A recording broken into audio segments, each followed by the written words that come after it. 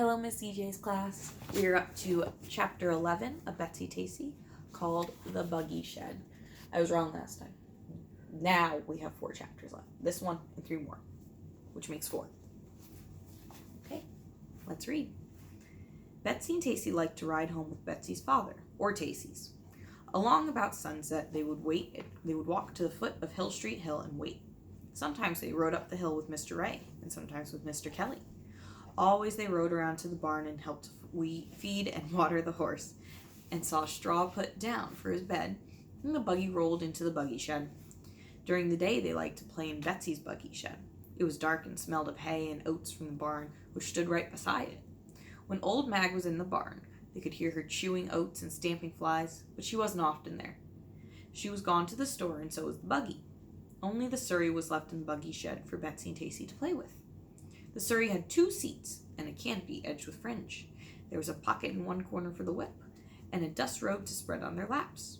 It was mostly used on Sundays when the family went to church or took a picnic to the river, and on summer evenings when they sometimes went riding while their bedrooms cooled off after the heat of the day.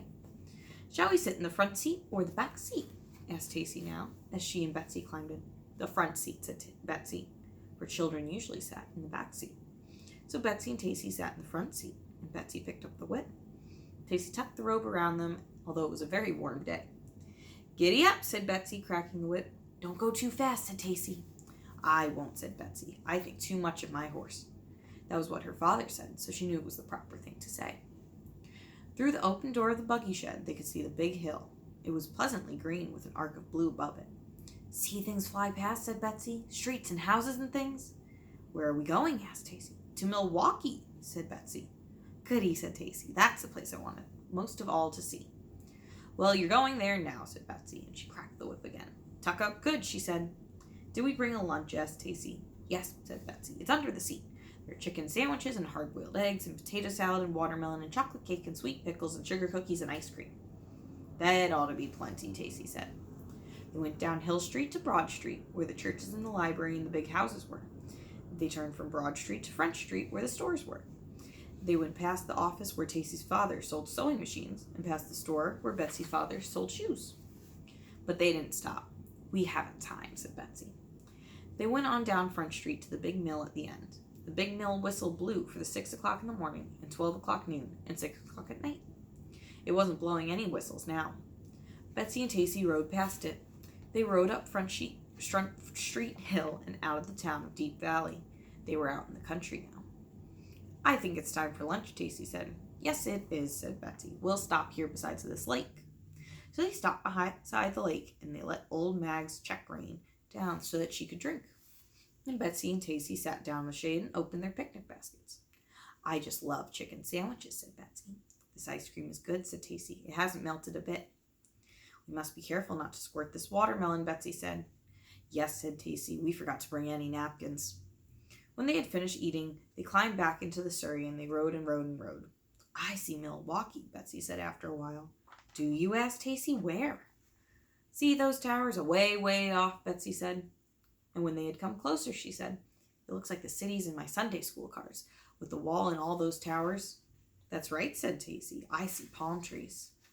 "The people will wear red and blue nightgowns like they do on Sunday school cards, most likely," Betsy said. "Maybe there will be camels," said Tacy. "Of course there will be camels. I think I see a camel's head now, sticking around.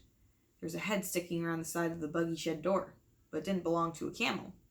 It belonged to a little boy named Tom." "Hello," he called out doubtfully.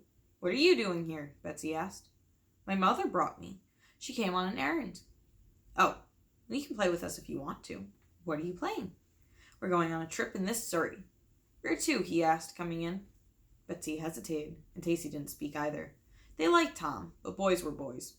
They didn't always understand, and Milwaukee was no ordinary city. Milwaukee was their secret. They had a song about it. "Just going on a trip," said Betsy. "Is there anywhere you'd like to go?" "Sure," said Tom. "I'd like to go to St. Paul. I went there once, stayed at a hotel, and a man gave me a nickel. We went to St. Paul on a train, though. Do you think that horse could make it?" He stared at the empty shafts. "This is a fine horse," said Betsy, "and you may drive because you're company."